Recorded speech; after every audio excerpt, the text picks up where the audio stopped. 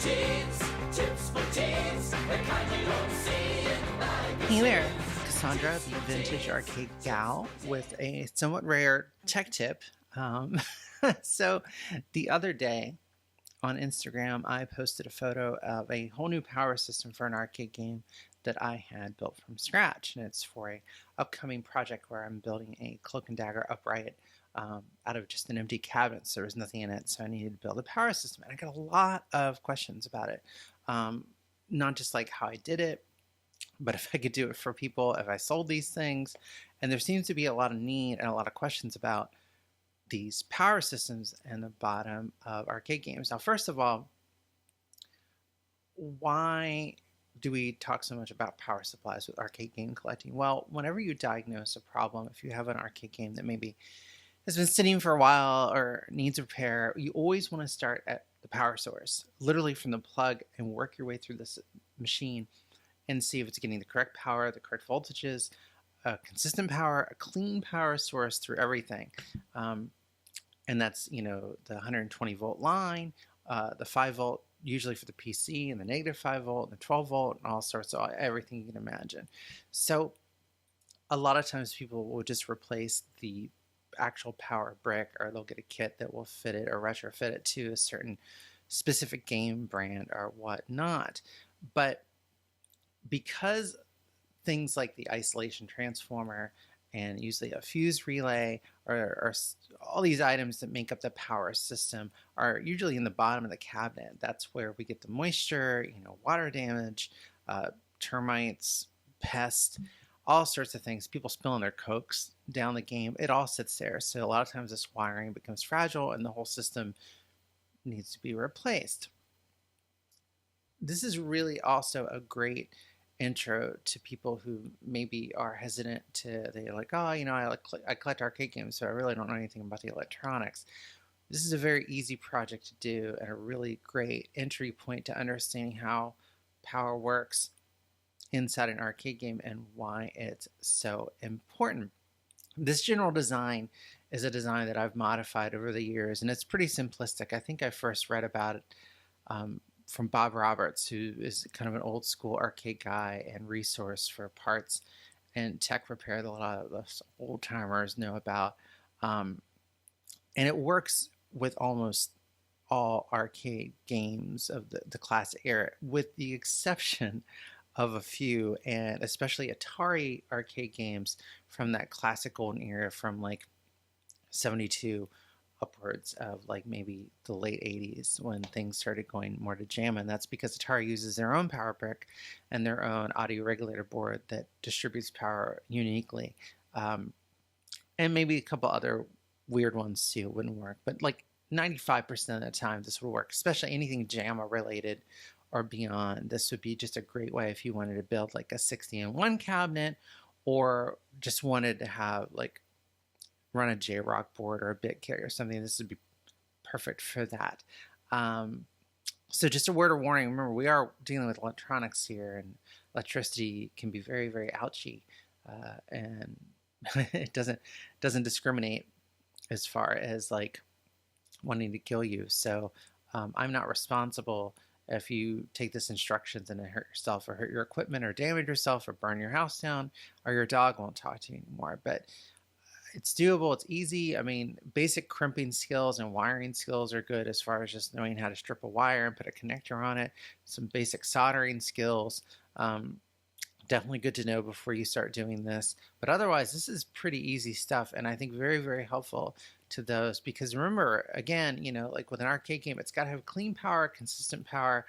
And so if you have an older system in the bottom of an arcade game that's been eaten up by water damage or termites or just corrosion from the wires, and it's not getting consistent power, this could be a lot of the problems that you may be running into with even getting a game that's been sitting for a while to work. Because without that clean, consistent power, correct power, you're never going to diagnose a problem in an arcade game. You're never going to get it working correctly.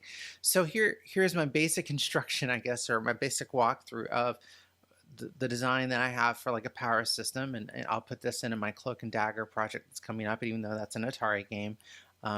It uses a little bit of a different setup than the traditional Atari game, so I can get away with using this. So enjoy. Hope this is helpful. If you have any questions or problems, you can always just email me directly through my website or through Instagram. I'm usually on there more than I should be. So thanks. Bye.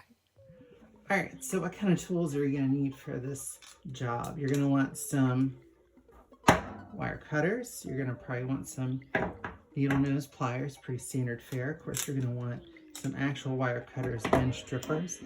This is a good one to spend some money on, get a good one. I like these, also kind of these crimpers. You know, these kind of things are very handy for putting your terminals on.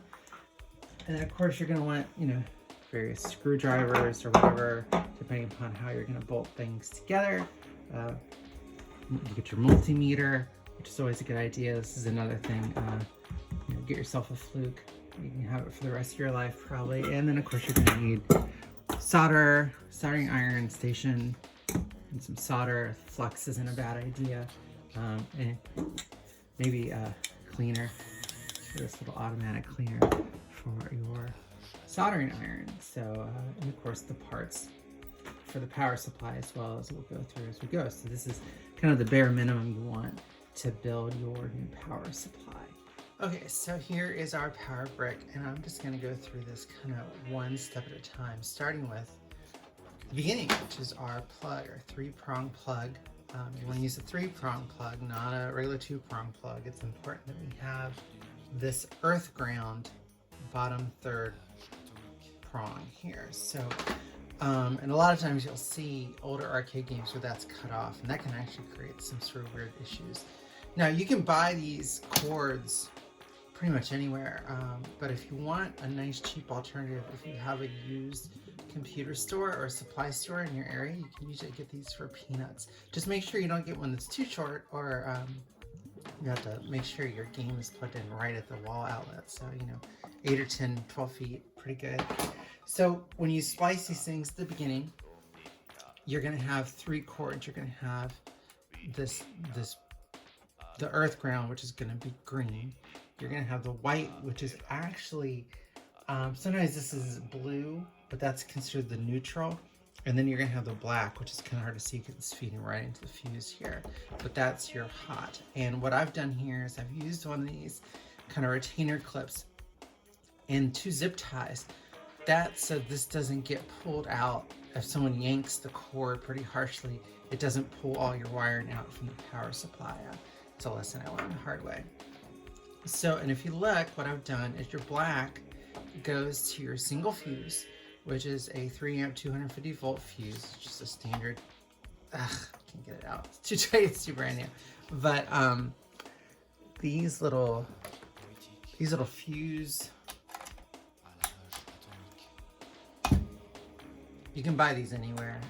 Very, very inexpensive. Let's see, just use my little clip-in pluggies for my terminal block, so makes it super, super easy. And then we have our black is gonna go to our next little friend here, which is the line filter. Now, why do we use a line filter? Well, it just helps pare down interference. Now, originally these were mandated by FCC regulations, but it's a good idea just to have it. It's gonna help dissipate interference on your monitor and many other devices, or have devices interfere with your game. So we have our black leading from our fuse block. We have our earth ground coming from our power brick going right in the center. And then we have our neutral, which is either going to be white or blue, just depending upon going into the next terminal here. So 1, 2, 3. Now you notice coming out of here, we only have our neutral and our hot coming out, of course, at the same side, as you know, they need to be parallel. So keep your wire colors the same so you don't drive yourself nuts. But there's no earth ground. Now you can use points like here on the filter, the screw where it screws down, or here on the isolation transformer as earth ground points as well if you need to. This isn't a bad idea if the game is going to be somewhere where moisture is involved. But I usually don't get too crazy with earth grounds with things I'm building because they're just going to be in my house. beyond this point, or if it was in the original game somehow. Okay, so now it's going to get a little weird. So what happens is our hot black, you see it kind of goes off and spirals into here. Well, what this is, we don't have it connected yet, but this is going to be our power switch on the game. So our on-off switch that basically turns the power on and off to the entire game. And if you see, and this is a little confusing, so stay with me, you have your black that comes out here, right, just the one, but you have one also coming out of what will be the switch, because the switch will have two prongs, both incoming from this point and outgoing to our power distribution block here. So that creates, basically, you know, if you turn the switch on, this creates that to be a circuit, but the switch allows it to be on or off depending upon what you're feeling like. So, okay, so we move on to our distribution block, and I like these little 4 jobbies on each side. And how power distribution blocks work is that the one that's across from it is the same thing. These are connected, so that's a circuit, and that's a circuit, and that's a circuit, and that's a circuit. And we really have, this is where we bring back together our friends, the neutral power, the white, and the live power, the black, to create power distribution to both our power supply, what will be our light, our marquee light at the top, and the isolation transformer, which will power the monitor. We'll get to that in a second. So if you see, what I've done is I have my white that comes on the 2 sides, and the black from our power switch comes on the other 2 sides. And I have just the wire here, and then I've created a small jumper, and they share their little terminals. So that way, basically this one, which is actually the live feed from the RF filter, and the plug share via a little joint. So now these are both white, and the same thing here from our power switch, created a little double from the same circuit. So boink, these are now both black, and they go out the same way. So we'll need one of each of these sides to create a circuit, to create our, essentially our 120 volts coming from the wall.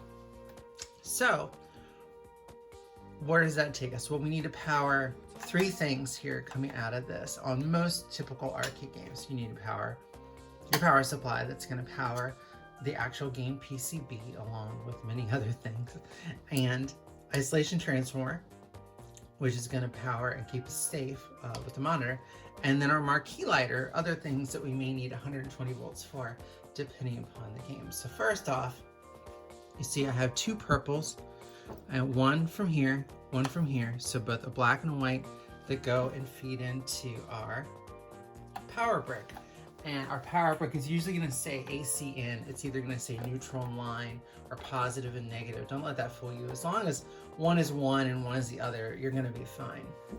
And you can see here too, these I've used some different connectors. Let's see if I can unscrew this real quick. Oh, I don't have the right size, but I've used the heat shrink wrap here because I like these really secure, so I use the small eyelet style to put into my power brick. Now, power bricks, you may be asking, well, Cassandra, why do you have this weird laying down power brick? Most power bricks are going to be like kind of the standing straight up, more the vertical oriented. Usually they're black, and I have recently discovered these lay down style ones. I like them better. I think that they're a little more expensive. They usually run about $50 or $60, but they have this great heat sink on the side, and you can actually orient these either way, but they also offer a little more clean power distribution. And this particular one has a dedicated negative 12 volt, which I'm going to need just because this game is for a cloak and dagger, and it has a special amplifier that needs both a positive and a negative 12 volt with nice clean power for perfect sound. So but I like this style, but you can use any kind of power brick, arcade power brick you want. Just stay away from something that's really inexpensive. So there we go. So with this power going into here, now all of the other power is going to be live. Our 5 volt, our 12 volts, and our grounds, of course, that is for mostly our PCB. 99% of all arcade games use a 5 plus and a negative 5 and a 12 volt positive to work correctly. So there you go, and there's a little adjust down there. So you want to get out your multimeter, and before you plug it into the game, make sure the voltage is correct, not too high or not too low. Many PCBs are very, very particular about exactly how much voltage. They get a little too much, they start getting glitchy or not working at all, and of course too much power, you can actually end up damaging your PCB. Too little power, it just won't function, or it will function strangely. You might get some weirdness. Okay, so same thing. We have 2 red wires here, both one coming from our white, one coming from our black, and this is just a wire that goes nowhere. That's going to power our fluorescent marquee light at the top of the game, and it's just pure 120 volts. So be careful with that. Make sure when you plug that in, it's not, like right now you can see, like I wouldn't want to just plug this in to test it, because you see I've already spliced one wire. That could be a good way to electrocute yourself, so be real careful. Okay, so the last thing we want to talk about is the isolation transformer. And a lot of people are like, hey, why do I need an isolation transformer? Well, you do if you're using a CRT monitor in an arcade game. If you're using an LCD, you don't really need this. But an isolation transformer, essentially, without going into too much technical detail, it helps you not to kill yourself. An isolation transformer kind of basically rejiggers the way power works in a game, so that not every piece of metal on a monitor chassis or arcade game chassis becomes lethal. In a nutshell, that's a very, very, very simplistic way to look at it, but just trust me, you're going to want it. So what you have, and you don't really have to worry too much about, these as far as like this is 120 volts. It says it's 100 amps, which is more than we'll probably ever need. Anything you buy from an arcade hobby website is going to be the right kind of isolation transformer, and it's usually going to have a bottom set and an upper set. Sometimes they won't be on the same side. Sometimes one will be on one side and one will be on the other side. But what you want to do is, again, we have a white and a yellow coming from our live and our neutral sides, plugging into the bottom, and then we have them coming out. Oop, see, just my little plugs to pop right out. And then coming in from the top. So this is the 120 watts coming to the bottom of the isolation transformer, and then leaving the isolation transformer. See, I've actually already been rather clever and didn't do a very good job, though. I'm gonna have to fix that. I've got my quick plug for my monitor. So plug in 120 volts safely, hopefully, right? That come out of the isolation transformer for our CRT monitor. And that's pretty much it. So that's the power brick. And you can use pretty much you can see my little scrap of wood here, and I'm a big fan of the tie downs, as you can see. It just helps things lay flat, be clean, take a little time. Sometimes I get a little crazy with making sure they're lined up. That's just the artist in me, I guess. But, it's, make sure, your power brick is nice and screwed down there. Small piece of wood. You don't want to mount all this stuff just directly on the bottom base of the cabinet. You want to have a little bit of a riser on it in case you need to take it out. Then of course we'll bolt this into the bottom of the cabinet so it doesn't move around, which of course is very important when you go to move the game, because you don't want this sliding around and pulling your wires. And then we can just, if we're hooking it up to a PCB right now, which we are not, we could go ahead and connect our positive 5 and our 12 and our negative 5 to the harness, and we would probably want to latch that down to, somewhere, maybe just share one of these guys going out so it doesn't flip up. So that's it. That's your power brick. Any small piece of wood will do. I've gotten I don't know really how big this is, but it's not very big. Can't be much more than a foot by a foot. You don't need a lot of space to do this. Some people like more terminals, especially if you are, I don't know, if you've got a game that uses a lot of special lighting or whatnot, but this general design would work with like 98% of all arcade games, that use this setup, especially anything JAMA. It doesn't matter if it's a 13-inch, 19-inch, 25-inch CRT.